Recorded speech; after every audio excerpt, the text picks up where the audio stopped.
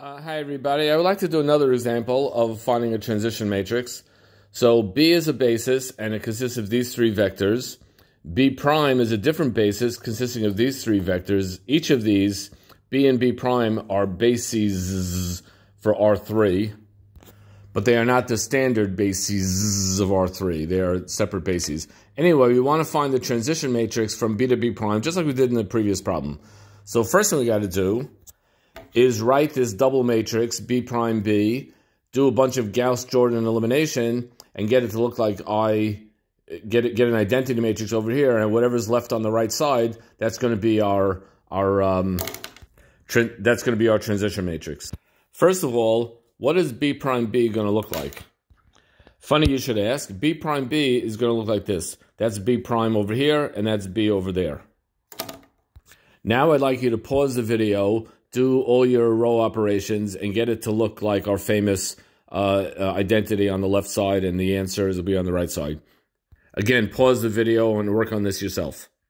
Well, if you worked on it, this double matrix becomes this, and this guy here on the right-hand side is my transition matrix.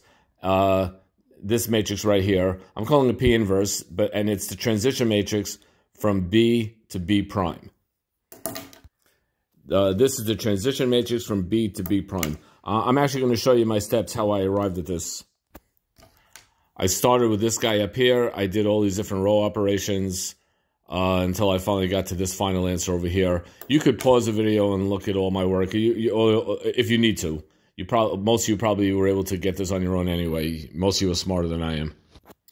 But what does this all mean? Well, first of all, it means you should take good care of your gums. Secondly, it means that if I would take a random vector, let's say 2, 3, -1, in basis B, so this is the vector in basis B, random vector, and I multiply it by a transition matrix, I'm going to get a new vector in B prime.